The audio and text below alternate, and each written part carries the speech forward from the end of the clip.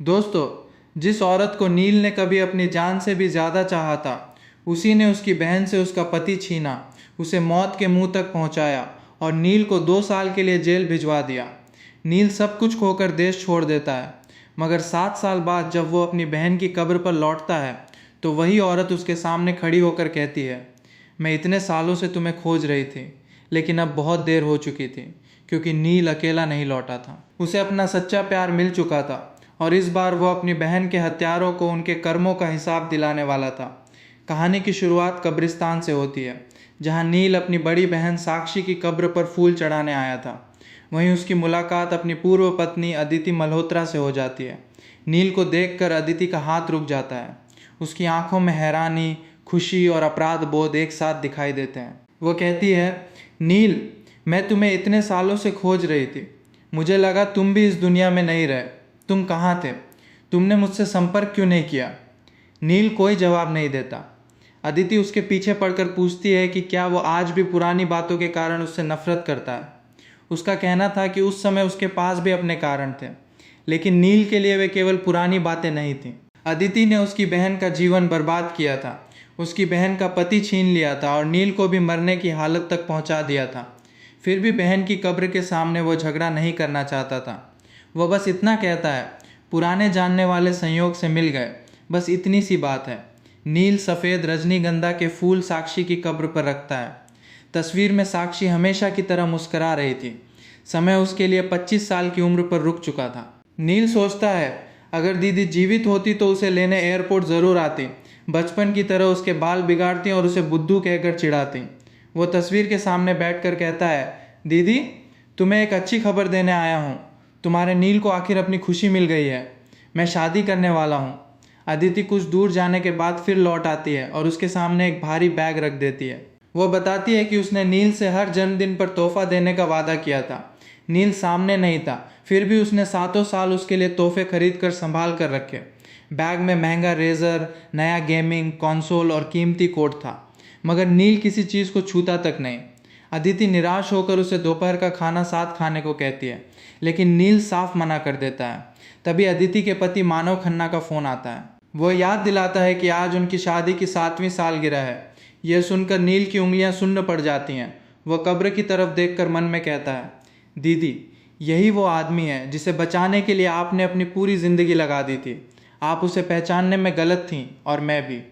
ठंडी हवा से नील को खांसी आने लगती है। अदिति तुरंत मास्क निकालकर उसकी ओर बढ़ाती है।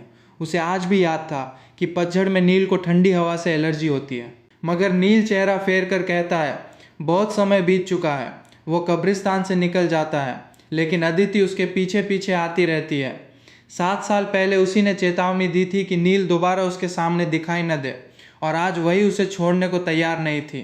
नील साझा साइकिल लेकर जाने लगता है तो अदिति कार उसके पास लाकर पूछती है कि क्या वो इतने साल बिल्कुल अकेला था। नील बताता है कि वो इस बार साक्षी को अपनी शादी की खबर देने आया है। ये सुनते ही अदिति का चेहरा फीका पड़ जाता है। फिर भी वो अपना पुराना नंबर याद दिलाकर कहती है कि किसी परेशानी में उसे फ़ोन कर देना। नील कड़वी हंसी के साथ जवाब देता है, मुझे किसी शादीशुदा औरत के साथ उलझने में कोई दिलचस्पी नहीं है। इसके बाद वह साइकिल चलाकर वहाँ से निकल जाता है। वही सड़क कभी नील और साक्षी के बचपन की यादों से भरी थी। दोनों वहाँ दौड़ लगाते थे। साक्षी हर काम में उससे बेहतर थी, बस दौड़ने में नहीं। वो कहा करती थी कि 70-80 साल के होने पर भी दोनों इसी सड़क पर साथ चलेंगे।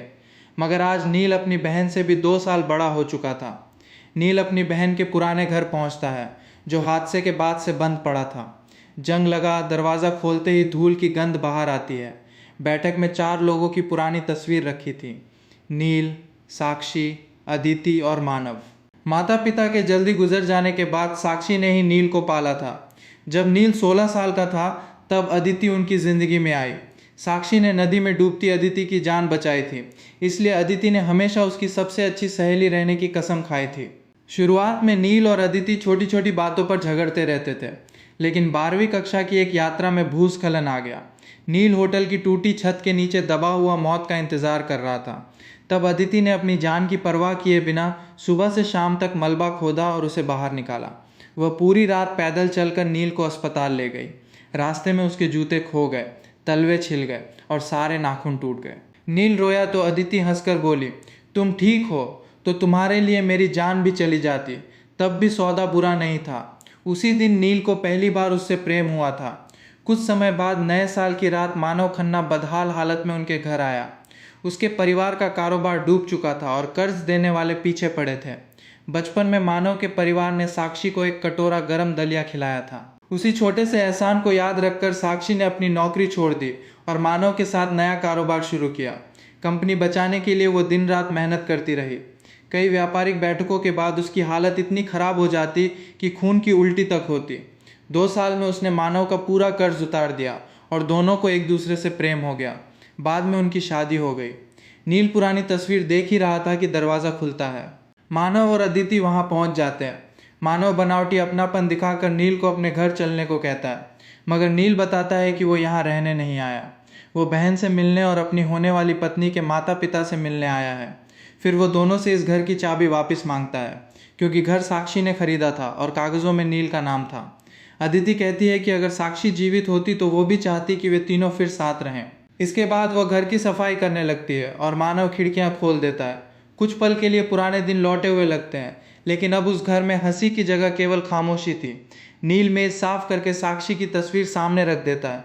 मानव घबरा कर उसे हटाने लगता है। वह उस साफ चेहरे का सामना नहीं कर पा रहा था। अदिति कहती है कि मानव को नील की चिंता है, क्योंकि इस घर में किसी की मौत हुई थी। नील उसकी बात काट कर कहता है, मेरी बहन कैसे मरी ये तुम दोनों से बेहतर कौन जानता है। ये सुनते ही पूरे घर में सन्नाटा छा जाता है और कहानी 7 साल पहले पहुंच जाती है। साक्षी और मानव की शादी के दूसरे साल उनकी कंपनी तेज़ी से बढ़ रही थी। एक दिन साक्षी सबको बड़े रेस्टोरेंट में खाना खिलाने ले गई, लेकिन बीच भोजन में अदिति का फ़ोन आया। उसने घबरा कर कहा कि वो मुश्किल में है। साक्षी तुरंत उसे बचाने पहुंची। वहाँ एक आदमी ने शराब की बोतल से साक्षी के सिर पर हमला कर दिया। जब नील और मानव अस्पताल पहुंचे तो समझदार और आत्मनिर्भर साक्षी की मानसिक हालत 5 साल के बच्चे जैसी हो चुकी थी। उसे केवल इतना याद था कि नील उसका छोटा भाई है। नील ने मानव से कहा कि साक्षी उससे बहुत प्यार करती है, इसलिए वह नहीं चाहेगी कि मानव पूरी ज़िंदगी उसकी देखभाल में बर्बाद कर दे। उसने दोनों का तलाक कराने की बात कही, मगर मानव साक्षी के हाथ पकड़कर रोने लगा और कसम खाई कि वह मरते दम तक उसे नहीं छोड़ेगा। मानव की झूठी वफादारी से प्रभावित होकर नील ने साक्षी की कंपनी के सारे अधिकार भी उसे दे दिए। अदिति खुद को हादसे का जिम्मेदार मानकर जान देने की बातें करने लगी थी। तब मानव ने उसे समझाया कि अगर वह सच में साक्षी का कर्ज चुकाना चाहती है तो कंपनी और परिवार को संभाले। इसके बाद अदिति ने कंपनी में काम शुरू किया और नील की देखभाल करने लगी। उस कठिन समय में नील पूरी तरह टूट चुका था, इसलिए अदिति ही उसका सहारा बन गई। कुछ समय बाद दोनों ने शादी कर ली और अदिति ने जीवन भर उसका साथ देने की कसम खाई। वर्तमान में मानव अपनी महंगी घड़ी दिखाकर नील को नीचा दिखाने लगता है। वो बताता है कि अदिति पेरिस की नीलामी से ये दुर्लभ घड़ी उसके लिए लाई थी। फिर वो अपने पुराने कपड़े नील को देने की बात करता है। नील कहता है, तुम्हारी पहनी हुई चीज़ें मुझे गंदी लगती हैं। मानव भड़कता है तो नील उसे याद दिलाता है कि जिस सफलता पर वे घमंड कर रहे हैं वह असल में साक्षी की थी। इसके बाद नील को वह समय याद आता है जब वह पढ़ाई के लिए विदेश गया था। अदिति हर 15 दिन में उससे मिलने आती और वादा करती कि साल की पहली बर्फ पड़ते ही वे पूरी रस्मों के साथ शादी करेंगे। नील ने पार्ट टाइम काम के पैसे से उसके लिए अंगूठी खरीदी और क्रिसमस पर उसे सरप्राइज देने बिना बताए घर लौट आया। मगर दरवाज़ा खोलते ही उसने जो देखा उसने उसकी दुनिया ख़त्म कर दी। साक्षी के पैर में लोहे की जंजीर बंधी थी।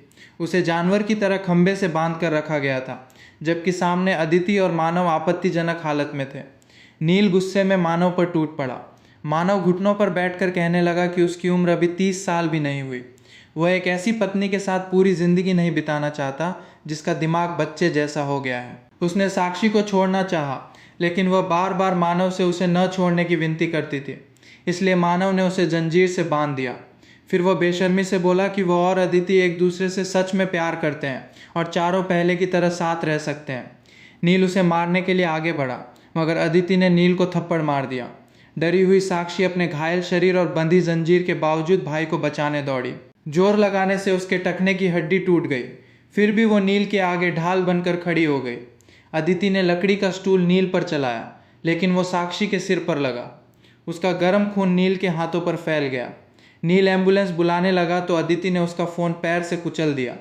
उसने ठंडी आवाज़ में धमकी दी कि अगर वो साक्षी को जीवित देखना चाहता है तो मुंह बंद रखे और अदिति तथा मानव के रिश्ते के बीच न आए। भोली साक्षी को कुछ समझ नहीं आया। वह खुद घायल होकर भी नील के आंसू पोंछते हुए कहती रही, नीलू रो मत, दीदी यहाँ है। बहन की जान बचाने के लिए नील को चुप होना पड़ा। कुछ समय बाद पूरे व्यापार जगत में अदिति और मानव के रिश्ते की चर्चा होने लगी। कंपनी की बदनामी बढ़ी तो दोनों ने सारा दोष नील और साक्षी पर डालने की योजना बनाई। अदिति गर्भवती हो चुकी थी। उसने नील से तलाक मांगा और शर्त रखी कि वो मीडिया के सामने स्वीकार करे कि साक्षी ने मानव को अदिति से छीना था। जब नील ने विरोध किया तो अदिति ने साक्षी को कहीं छिपा दिया और धमकी दी कि गुस्से में कोई कदम उठाया तो वो बहन का चेहरा फिर कभी नहीं देख पाएगा। नील ने पूरा शहर खोजा लेकिन साक्षी नहीं मिली। आखिर उसे अदिति के सामने घुटने टेकने पड़े। कैमरों के सामने उसने कांपते हाथों से वो झूठा बयान पढ़ा जिसमें लिखा था कि साक्षी ने मानव को नशीली दवा देकर फंसाया और नील ने जानबूझकर अदिति तथा मानव का प्रेम तोड़ा। जब नील की हिम्मत टूटने लगी तो अदिति ने मोबाइल पर साक्षी की आवाज़ सुनाई, नीलू ठंड लग रही है। अपनी बहन के लिए नील ने हर झूठ स्वीकार कर लिया, लेकिन देखभाल केंद्र में साक्षी ने टीवी पर अपने भाई को घुटने टेकते देख लिया। वो नील को खोजने वहाँ से निकल गई और गायब हो गई। जब वो दोबारा मिली तब उसका शरीर ठंडा पड़ चुका था। उसके कपड़े गंदे और फटे थे और मुट्ठी में वही कागज़ का हवाई जहाज़ था जो नील बचपन में बनाता था। नील ने अपनी बहन का शव सीने से लगा लिया। उसी समय फ़ोन पर खबर चल रही थी कि तकनीकी दुनिया की नई सितारा अदिति मल्होत्रा ने मानव खन्ना से शादी कर ली है। नील ने अकेले साक्षी का अंतिम संस्कार किया। गुस्से और दुख में वह चाकू लेकर अदिति और मानव के शादी समारोह में पहुंचा, लेकिन सुरक्षा कर्मियों ने उसे उनके पास जाने से पहले ही पकड़ लिया। नील कैमरों के सामने उनकी सच्चाई चिल्लाता रहा, मगर अदिति ने मीडिया से कह दिया कि बहन की मौत के कारण नील का मानसिक संतुलन बिगड़ गया है। पैसे और संबंधों के बल पर उन्होंने उसे 2 साल के लिए जेल भिजवा दिया। जेल से बाहर आने तक अदिति बड़ी कंपनी की मालकिन बन चुकी थी और नील के पास न घर था, न पढ़ाई और न सम्मान।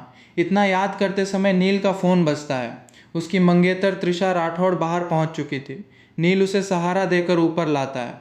अंदर मानव अदिति से झगड़ रहा था कि वह कंपनी के आधे शेयर नील को वापस क्यों देना चाहती है। वो जलन में धमकी देता है कि अगर अदिति ने नील से दोबारा मिलने की कोशिश की तो वह उसे फिर जेल भिजवा देगा। अदिति गुस्से में मानव को थप्पड़ मारकर कहती है कि कंपनी असल में साक्षी की थी, उसी ने दोनों को घर और पहचान दी थी। नील दरवाज़ा खोलकर अंदर आता है। अदिति की नज़र त्रिशा के हाथ पर पड़ती है जो नील का हाथ थामे हुए थी। वह कठोर आवाज़ में पूछती है कि यह कौन है। नील जवाब देता है, मेरी मंगेतर, हम बहुत जल्द शादी करने वाले हैं। अदिति तुरंत कहती है कि वो यह शादी नहीं मानती। त्रिशा के कमज़ोर पैर की ओर इशारा करके वो बोलती है कि जो खुद ठीक से नहीं चल सकती वो नील को क्या दे पाएगी। मानव भी नील की उम्र का मजाक उड़ाता है। नील कहता है कि वह किससे शादी करेगा, इससे उन दोनों का कोई संबंध नहीं। उसके लिए त्रिशा दुनिया की सबसे अच्छी औरत है। कम से कम वो एहसान भूलकर अपनों को काटने वाली नहीं है। इसके बाद कहानी बताती है कि त्रिशा नील की ज़िंदगी में कैसे आई। जेल से बाहर आने के बाद विश्वविद्यालय ने नील का नाम काट दिया था। जेल का रिकॉर्ड देखकर उसे बर्तन धोने की नौकरी से भी निकाल दिया गया। जब कोई रास्ता नहीं बचा तो वह पुराने घर में लौटा और गैस खोलकर अपनी ज़िंदगी ख़त्म करने का फ़ैसला किया। वह साक्षी के बिस्तर पर लेट गया। उसे लगा मरने के बाद दीदी मिलेंगी तो वह पूछेगा कि उसे अकेला छोड़कर क्यों चली गई। गैस के असर से उसकी चेतना जाने लगी। तभी हाथ पास रखे लैंप से टकराया। लैंप उठाते समय उसे बिस्तर के नीचे एक पुराना लोहे का बक्सा मिला। उसमें कई जमा पर्चियाँ थीं। नील के 10वें जन्मदिन से 20वें जन्मदिन तक साक्षी हर महीने पैसे बचाती रही थी। हर पर्ची पर लिखा था, नील की होने वाली पत्नी और उसके नए घर के लिए। यह देखकर नील फूट फूट कर रोया। उसे समझ आया कि दीदी का प्रेम उसे छोड़कर कहीं नहीं गया। अगर साक्षी को पता चलता कि जिस भाई को पालने के लिए उसने पूरी ज़िंदगी लगा दी वही हार मानकर मर रहा है तो उसका दिल फिर टूट जाता। नील ने किसी तरह गैस बंद की और उसी रात जीने का फैसला कर लिया। साक्षी की बचत से टिकट खरीद कर नील अकेला विदेश चला गया। वहाँ उसने पुलों के नीचे रातें बिताईं और भूख में कूड़ेदान तक खंगाले। एक रात कुछ लोग उसे बेहोश करके ट्रक में ले गए। रास्ते में मौका मिलते ही सभी भागे, लेकिन पीछे से गोलियां चलने लगीं। लोग उसके पास गिरते गए और एक गोली नील के सीने के पास लगी। उसे लगा कि उसकी कहानी यहीं ख़त्म हो गई। जब आंख खुली तो वह राहत शिविर में था। वहीं उसकी मुलाकात त्रिशा राठौड़ से हुई, जो कंधे पर बंदूक लटकाए उसका पहचान पत्र देख रही थी। त्रिशा की नज़र उस लोहे के बक्से पर पड़ी जिसे गोली ने लगभग चीर दिया था। नील की आंखों में आंसू देखकर वह घबरा गई और अपनी आखिरी टॉफ़ी उसके मुंह में डाल दी। बाद में उसने उसी टूटे बक्से से 2 छोटे लोहे के छल्ले बनवाकर नील को दिए। नील को लगा कि साक्षी ने इस बक्से के जरिए उसे दूसरी बार बचाया है। वो शिविर युद्ध से प्रभावित सीमा पर था। हर दिन बहुत सारे शरणार्थी और घायल वहां आते थे। नील के पास जाने के लिए कोई जगह नहीं थी, इसलिए उसने वहीं लोगों की सहायता शुरू कर दी। सीने का घाव पूरी तरह भरा नहीं था, फिर भी उसने छोटी सर्जरी और घावों पर टाँके लगाना सीखा। वहाँ हर दिन जीवन और मौत की लड़ाई देखकर उसके पुराने प्रेम और नफरत बहुत छोटे लगने लगे। एक दिन घायल लोगों के लिए दवाइयाँ खरीदते समय दुश्मन गुट ने नील को पकड़ लिया।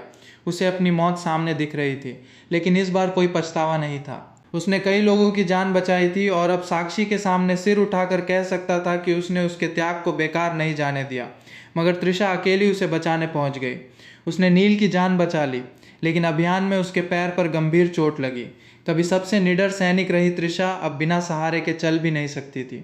जब तृषा ने चुपचाप सेवा छोड़ने का फैसला किया, तब नील ने गले में पहना लोहे का छल्ला उतारा और उसके सामने घुटनों पर बैठ गया। उसने कहा, तृषा, क्या तुम मुझसे शादी करोगी? ये दया या कर्ज चुकाने की कोशिश नहीं है। मैं सच में पूरी जिंदगी तुम्हारे साथ रहना चाहता हूँ। वहाँ मौजूद सभी साथी खुशी से चिल्लाने लगे। तृषा ने छल्ला लिया और घायल पैर का दर्द सहते हुए खुद भी नील के सामने घुटनों पर बैठ गई। वो बोली, मेरा एक पैर कमज़ोर हुआ है, दिल नहीं। मैं पूरी ताकत से जीवन भर तुम्हें प्रेम करूंगी और कभी धोखा नहीं दूंगी। क्या तुम मुझसे शादी करोगे? नील ने मुस्कराकर हाँ कह दी।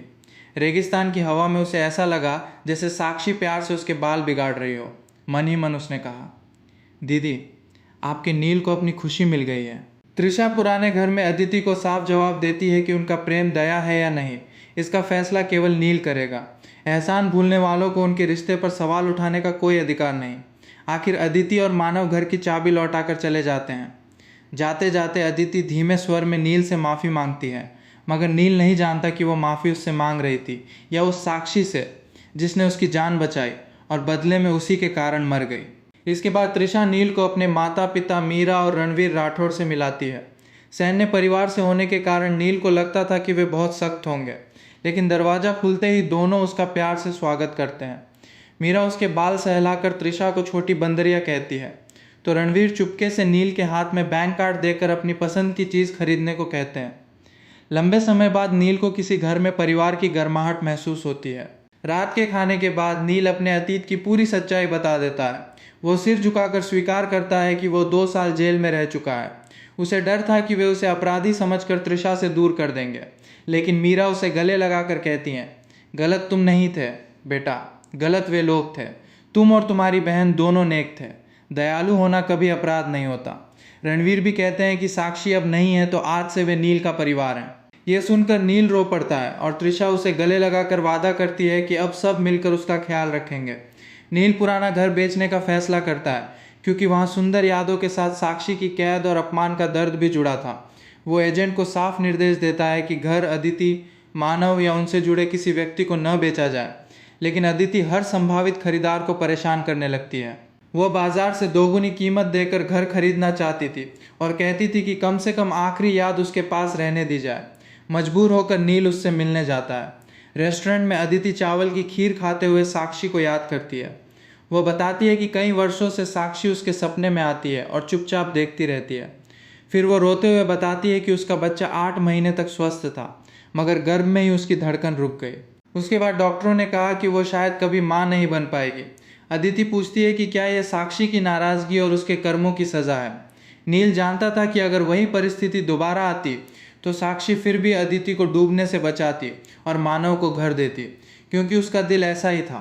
लेकिन दयालु होना कोई पाप नहीं था, असली पाप एहसान फरामोशी था। नील अदिति से कहता है कि घर बचा कर रखना सच्चा पश्चाताप नहीं, केवल अपने अपराध बोध को शांत करने का स्वार्थी तरीका है। उसने साक्षी की कंपनी ली, उसका पति छीना, उसके भाई को सताया और अब उसकी यादों का इस्तेमाल करके अपने मन को शांति देना चाहती है। नील उसे साफ कहता है कि वो सच में घिनौनी है। घर लौटने के बाद अदिति मानव से तलाक लेने का फैसला कर लेती है। मानव अलग अलग नंबरों से नील को धमकाने लगता है कि अगर उसने अदिति को छीना तो वो उसे फिर जेल भेज देगा। नील हर नंबर ब्लॉक करता जाता है। फिर नील और तृषा की शादी का दिन आता है। तृषा के रिश्तेदारों के साथ युद्ध क्षेत्र के सारे साथी भी मौजूद थे। अंगूठियां बदलने का समय होता है। तभी समारोह का दरवाज़ा खुलता है और मानव अंदर घुसकर सबके सामने नील को बदनाम करने लगता है। वह कहता है कि नील हमेशा दूसरों के रिश्तों के बीच आता है। वर्षों पहले भी उसने मानव और अदिति को अलग करने की कोशिश की और अब त्रिशा से शादी करते हुए चोरी छिपे अदिति को बहका रहा है। एक पल के लिए नील का पुराना डर लौट आता है। वो वहाँ से भागना चाहता है, लेकिन त्रिशा उसका हाथ दबाकर उसके आगे ढाल बन जाती है। वो मानव को चेतावनी देती है कि किसी को बदनाम करना अपराध है और वो तुरंत बाहर निकल जाए। मानव पुराना वीडियो दिखाता है जिसमें नील ने खुद सारे झूठे आरोप स्वीकार किए थे। नील ने उस वीडियो के बारे में त्रिशा को नहीं बताया था, इसलिए शर्म और डर से उसका सिर झुक जाता है, लेकिन त्रिशा उसका कंधा पकड़कर उसके साथ खड़ी रहती है।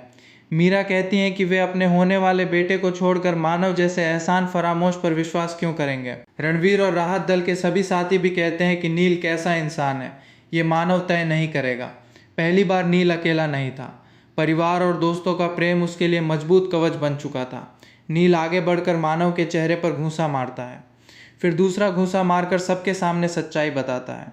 वह कहता है कि जब मानव का परिवार बर्बाद हुआ था तब साक्षी ने उसे घर दिया, कर्ज चुकाया और कंपनी खड़ी की। साक्षी की मानसिक हालत खराब होना उसकी गलती नहीं थी। नील ने खुद मानव को आज़ाद होने का मौका दिया था, मगर मानव ने साथ निभाने की झूठी कसम खाई। इसके बाद उसने नील की पत्नी के साथ संबंध बनाए, साक्षी को जंजीर से बांधा और बदनामी मिटाने के लिए उसी की जान को हथियार बनाकर नील को झूठा अपराध स्वीकार करने पर मजबूर किया। तभी अदिति वहां पहुंचती है।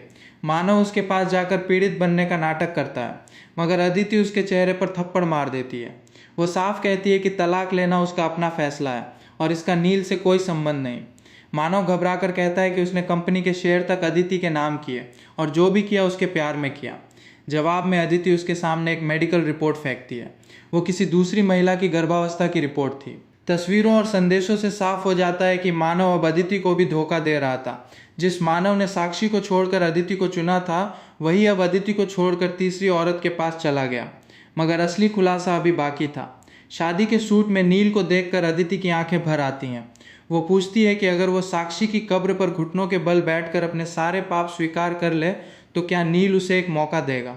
जमीन पर पड़ा मानव हंसते हुए कहता है कि नील उसे कभी माफ़ नहीं करेगा। फिर वो राज खोलता है जो दोनों ने वर्षों से छिपाया था। साक्षी के घायल होने से पहले ही अदिति और मानव के बीच संबंध बन चुके थे। जिस रात अदिति ने मदद के लिए साक्षी को बुलाया, उस रात उसने शराब पी रहे लोगों को जानबूझकर उकसाया था।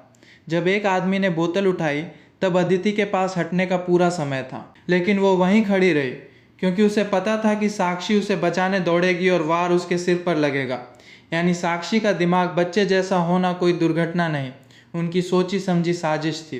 गुस्से में अदिति मानव का गला पकड़ लेती है, मगर मानव अगला सच भी बता देता है। देखभाल केंद्र में उसके आदमी साक्षी पर नजर रख रहे थे। नील को घुटनों पर माफी मांगते हुए दिखाने वाला वीडियो साक्षी को जानबूझकर दिखाया गया था ताकि वो भाई को खोजने बाहर निकले। रास्ते में जिन आवारा लोगों ने बेसहारा साक्षी को घेरा और सताया था, उन्हें भी मानव ने ही पैसे दिए थे। यह सुनकर नील का पूरा शरीर सुन्न पड़ जाता है। इतने वर्षों तक वह इसे एक भयानक हादसा मानता रहा, मगर असल में उसकी बहन की मौत तक की योजना बनाई गई थी। अदिति कांपते हुए सफाई देती है कि वह बस कुछ पल के लिए भ्रमित हो गई थी। फिर वह नील के सामने घुटनों पर गिरकर अपने अपराध मान लेती है। नील का वर्षों से दबा गुस्सा फट पड़ता है। वह अदिति को थप्पड़ मारकर कहता है कि उसकी दयालु बहन को कभी पता भी नहीं चला कि उसके असली हत्यारे उसकी सबसे अच्छी सहेली और वही पति थे जिन पर उसने सबसे ज़्यादा भरोसा किया था। शादी में हुआ यह पूरा खुलासा मीडिया में फैल जाता है। पुलिस पुराना मामला दोबारा खोलती है और एक एक करके सबूत सामने आने लगते हैं। 7 साल बाद नील और साक्षी की बदनामी मिट जाती है। दुनिया को पता चलता है कि साक्षी किसी का घर तोड़ने वाली औरत नहीं, बल्कि उन्हीं एहसान फरामोश लोगों की शिकार थी जिनके लिए उसने अपना सब कुछ दिया था। नील कानूनी मुकदमा करके साक्षी की कंपनी के वे शेयर वापस मांगता है जो दबाव और धोखे से लिए गए थे।